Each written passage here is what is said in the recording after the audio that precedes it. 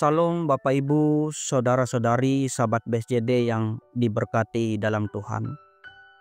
Pada hari ini kita akan bersama merenungkan firman Tuhan. Bersama dengan saya, Vikaris Anurul Ajasia dari Resort GKI Sintang, Kalimantan Barat.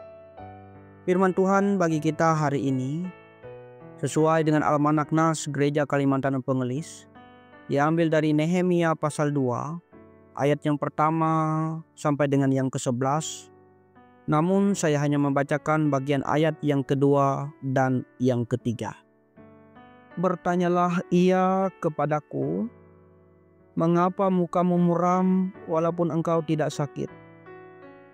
Engkau tentu sedih hati. Lalu aku menjadi sangat takut. Jawabku kepada raja, hiduplah raja untuk selamanya. Bagaimana mukaku tidak akan muram kalau kota tempat pekuburan nenek moyangku telah menjadi runtuhan dan pintu-pintu gerbangnya habis dimakan api. Saudara sahabat BSJD, tentu semua orang menginginkan kehidupan yang serba berkecukupan, mempunyai pekerjaan yang baik dalam hidupnya. Tetapi saudara, ketika kita sudah mencapai semuanya itu, apakah kita mau menolong orang-orang yang ada di sekitar kita yang sedang dalam keadaan membutuhkan pertolongan kita? Dalam Nehemia 2 ayat 1 sampai dengan yang ke-11, Nehemia adalah orang kepercayaan raja. Itu artinya dia memiliki kehidupan yang sangat enak. Dia memiliki kehidupan yang baik. Dia berada di istana raja. Pekerjaannya tentu secara kehidupan, secara keuangan, dan hal apapun, Nehemia tidak pernah kekurangan. Ia bekerja sebagai juru minum raja.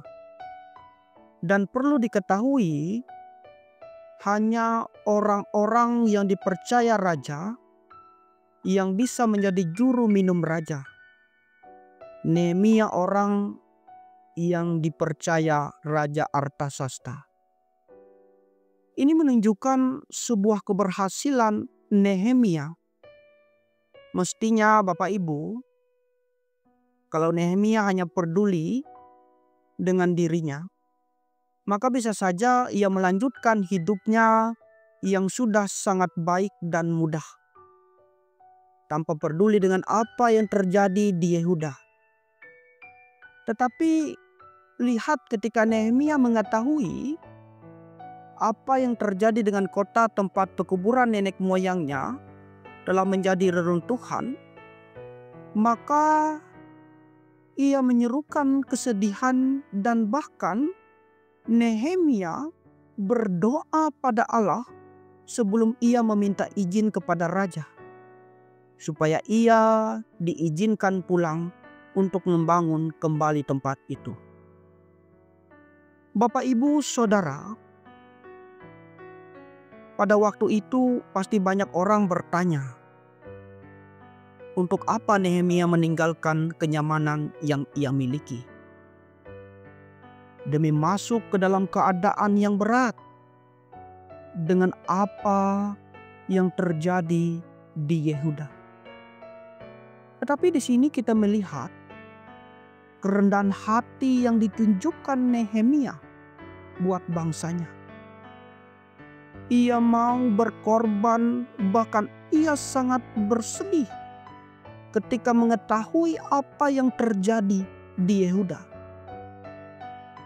Bapak Ibu Saudara, tentu tidak mudah hidup seperti Nehemia yang mau membantu yang lain.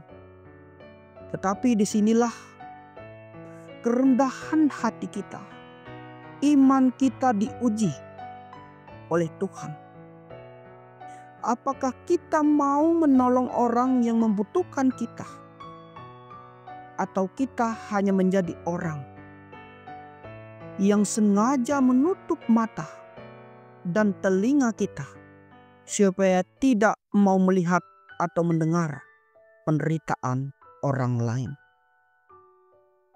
Mari kita bersama-sama belajar dari kerendahan hati Nehemia dan Raja Artasasta yang mau dipakai oleh Tuhan untuk menjadi penolong bagi yang lain. Amin. Mari kita berdoa. Terima kasih ya Tuhan, firman-Mu yang telah kami dengar dan renungkan. Biarlah firman-Mu tidak berlalu begitu saja dalam hidup kami, melainkan firman-Mu boleh berakar, bertumbuh dan berbuah, dan kami dimampukan untuk boleh menjadi pelaku firman Tuhan ini. Amin.